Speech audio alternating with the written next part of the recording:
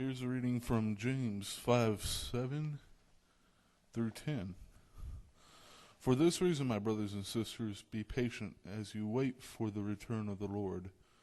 Look, the farmer knows how to wait patiently for the land to produce vegetables and fruits.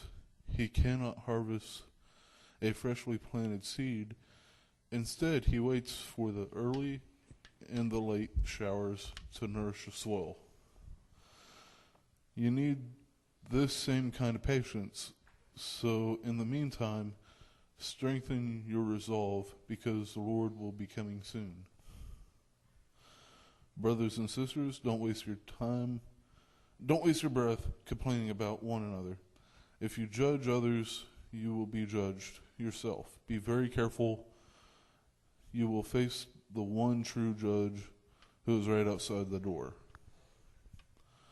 The prophets who declared the word of the Lord are your role models, my brothers and sisters, for what it means to live patiently in the face of suffering. Thank you, Sean, for that reading, and may God bless the reading of the Word.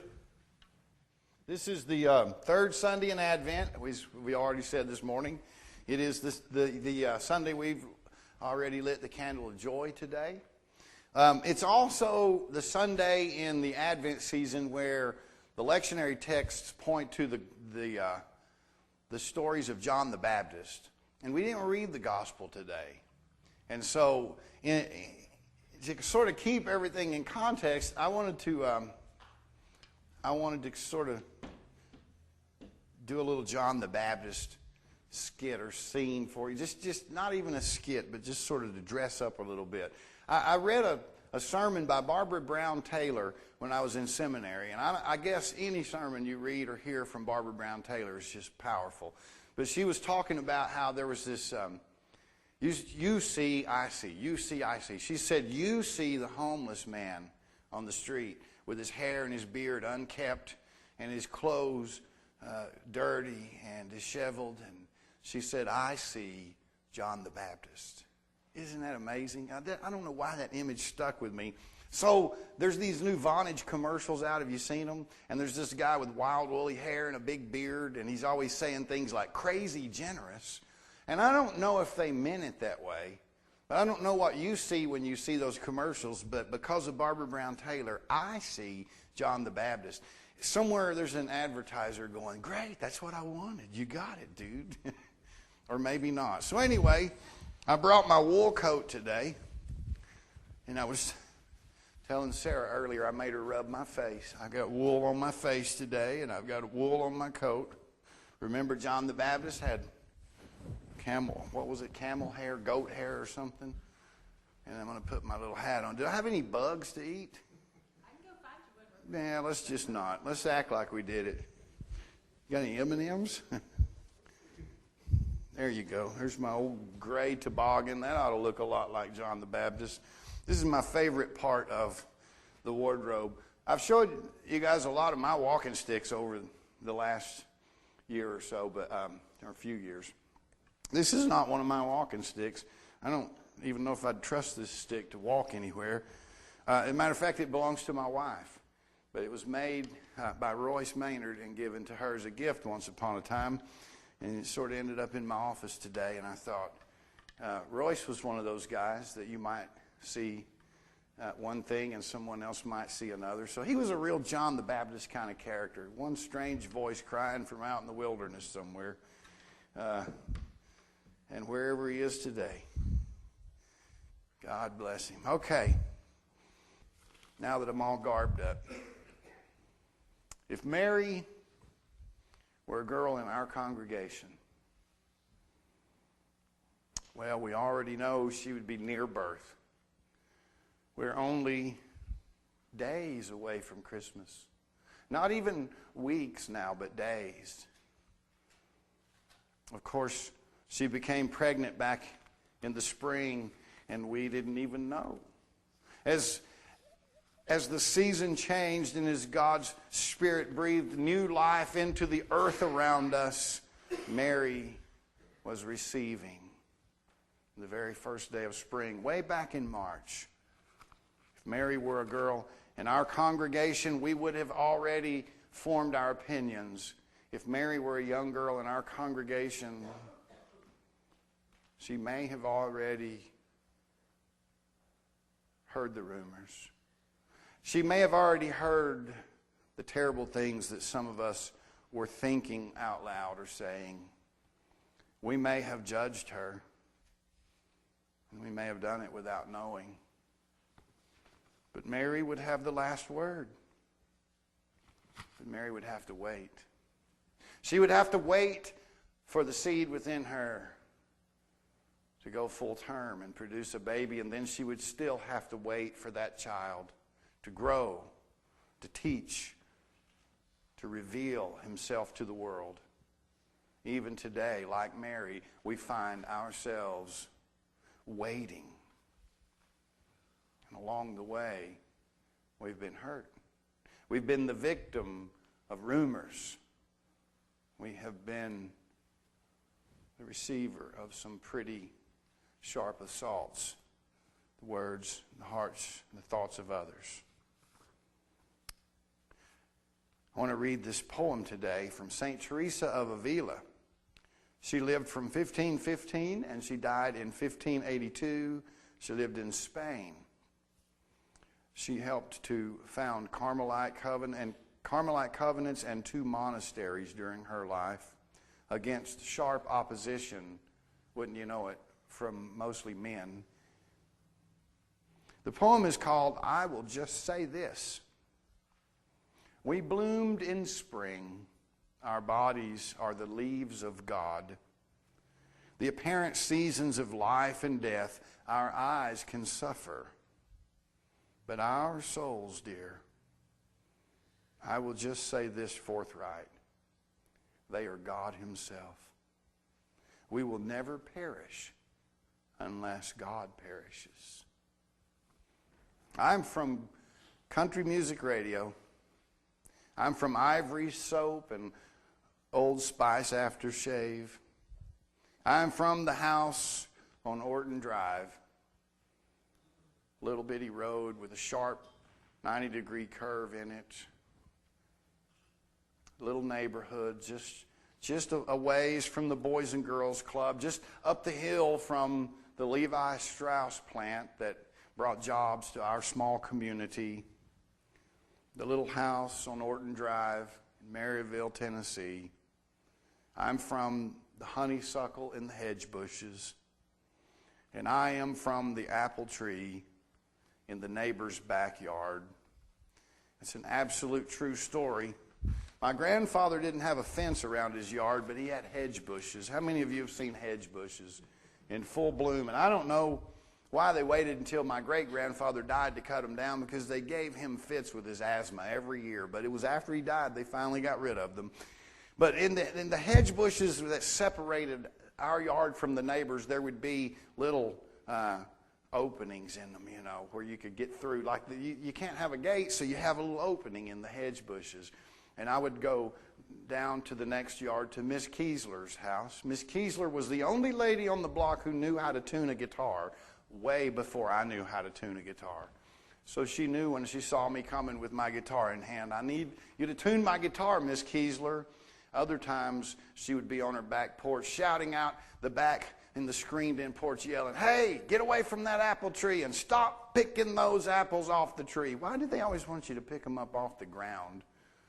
I can't wait for them to fall. I can't wait for the apple to hit the ground. The better apples are on the tree. As a matter of fact, one of the reasons Miss Kiesler was always running me away from her apple tree was because I couldn't even wait for them to get ripe. I always got them when they were little tiny, sour little green things.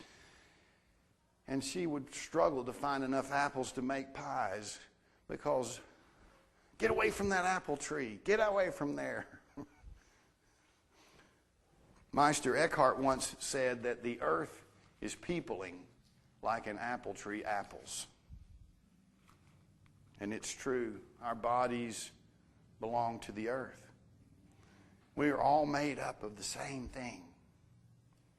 We are all so related one to another and to everything in creation, because out of the same nothing God created. Reminds me of a story that Nadia Bolz-Weber told about going to a Lutheran conference to teach people and to talk about the successes of her new church plant. And when she got there, she had one story after another of each success, but the most recent story, the one she had hoped would be a grand story to tell about a great festival at the church, turned into a story about how no one showed up, how she did all the work herself, how she cooked all the food, served all the food, paid for it all, put out an offering basket, and at the end of the event, not only did people not come and help eat the food, but the folks who were there didn't even think enough to leave a small offering to help her offset the cost, and she left that event angry and upset. And as she left, the elders stopped and prayed for her. They said, "We can tell there's something wrong," and she said simply, my back hurts.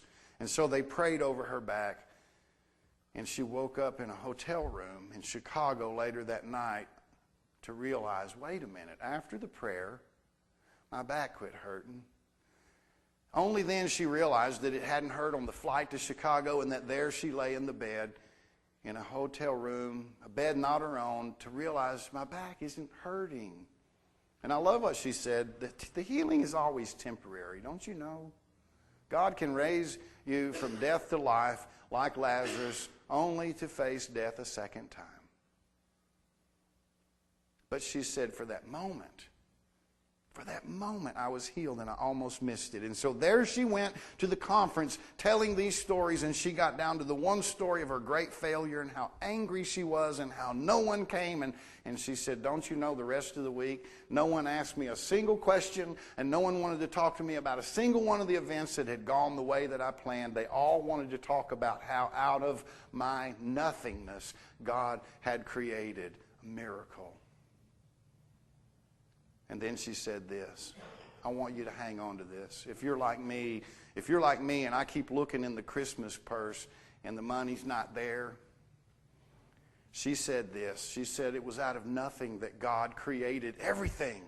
That it was out of the womb of a virgin that God brought salvation into the world. It was out of a barren womb of a woman far beyond her days of childbearing that God brought the messenger forth. Apparently, nothing is God's favorite material to work with. Take hope. Cookies never cooled at my grandmother's house. I can't wait for cookies to cool. Can you? She'll get the whole pan out and say, you can have one. And if there's one there when they get cool, there's not. I can never wait. I could never cook chicken on the grill. Steaks are done in 2 minutes. On this side, 2 minutes on the other side, or if you're Alan, 20 seconds. I always say a good vet could bring back any steak Alan's preparing to eat. Get it up and walking. I could never cook chicken. I could never, because I always wanted it too soon. Chicken has to stay on the grill a little while. We're very impatient. And you don't have to ask for patience. As a matter of fact, you don't have to wait for patience. I'm going to share with you one more time the definition that God gave me for patience. Patience is a series of days, of even weeks, and sometimes years, of impatiently waiting for something to happen. You don't have to pray for it. You're getting it now. You're enduring even now this sermon. It's my impatience. And it's directly tied to my expectations. Do you share that with me? Do people disappoint you? Do situations constantly challenge you and let you down? Do you find yourself growing angry or lonely because, dang it, it just didn't work like I thought it was going to? No one seemed to be listening. My expectations just kill me in the face of my impatience. So, there I was in East Tennessee, and my grandfather and I were the best of friends. And I was staying with a friend one weekend. Mom and Dad were preparing to move. My father actually was already in Texas, and my mother was packing, and the house we lived in was empty and up for sale, and we were staying at my grandparents' house. And before I was to leave for Texas, my grandfather wanted to give me a gift. I'd gotten a class ring in junior high. And I wanted to be able to wear it when I got to Texas. I'd be changing high schools. I knew then that the high school class ring that I would someday get would not be the one where I started. So I wanted to bring my junior high class ring to Texas, and my grandfather came and got it and said, I'm going to have this size to fit your finger, because I'd grown since junior high, a little. And so he had it sized, and on this one weekend, I was on my way to stay the night with a friend, and Granddad showed up, and we were at the empty house, just me and him, just the two of us. And he said, here's the ring. I had it sized, and he was so excited, and I got it, and I put it on my finger, and it didn't fit. How could that happen? I mean, aren't people paying attention? How can you advertise sizing a ring and then you do it and it's not right? Can people not get anything right? Are people not paying attention? How does the guy at Taco Bell keep messing up the same order day after day? Why are people not aware that I am here and I'm in a hurry and I want things now?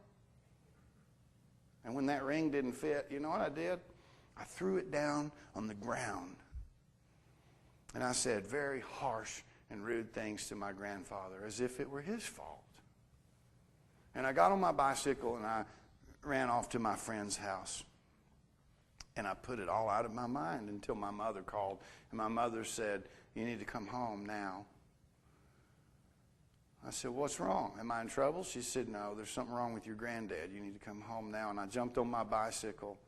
I don't know if it was 1 mile or 2 miles or 3 miles, but it was like 1,000 miles that day. I pedaled as fast as I could, and I prayed with all that I knew how to pray with, and I worried, and I even got shaky on the ride because I kept thinking something's wrong with my granddad, and I hope nothing happens. This was not a good way for he and I to end our relationship.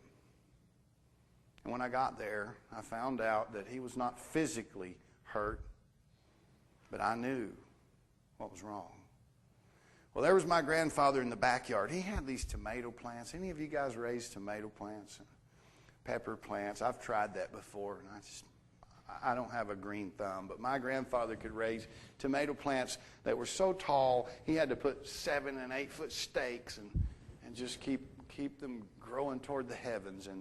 And one of the secrets, I think, was that he would go out back and he would water those plants by hand. He would stand there with his hose after work every evening and just put water on them. And I think it was good for the tomato plants, and I think it was good for Granddaddy. And that's where he was.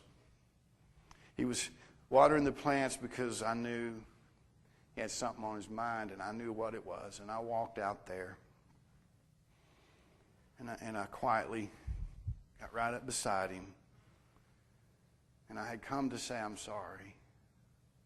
I don't think I ever got it out of my mouth. I remember he slid his arm around me. And I remember tears. I just remember crying. And I remember looking at his knees and seeing his tears fall on his pant leg and onto the ground, and little blades of grass spawned up life out of every tear that hit the ground. I hurt people because I'm impatient. I hurt people because in my impatience, my expectations fail to be met over and over again. And I say terrible things. And I don't need God to judge me any more than I needed God to judge me that day when my grandfather and I stood watering the tomato plants. The judge, indeed, was right outside the door of my heart, speaking a word of healing and reconciliation to me.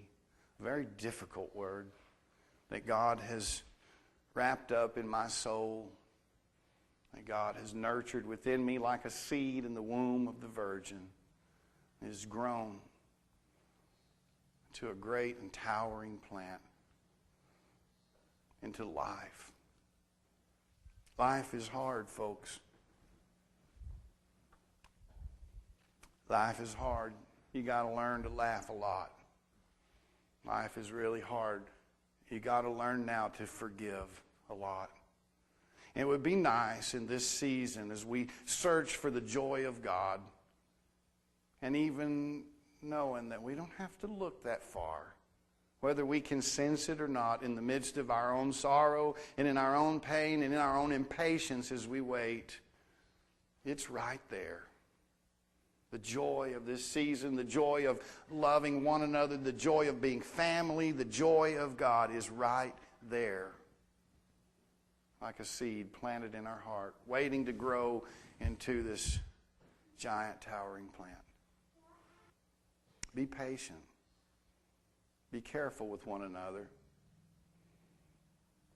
You know, I'm trying to remind myself every day right now, because my son, and you know the story, all of you, we're in that stage where, you know, we're trying to push and he's trying to pull away, and, you know, I don't like everything that's going on.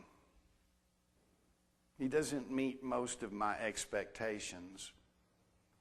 But I've been reminded that we raised him like we did. He is who he is, and he will never, ever be able to outrun that. And that, like me, he'll set off on his journey, and he'll go all the way around this world within his mind. But when he comes back, he'll come back to the one true fact, which is what has always been. You are who you always were, and exactly who you thought you were. My new goal is this, that since the journey has to happen, and since I know he's coming back to the same place he started from eventually, I'm just hoping that I don't create too many things for myself to have to apologize for when he makes it back around. There is joy in this season. And like everything else, wait for it. Timing is everything. Wait for it. Wait for it. All thanks be to God. Would you pray with me?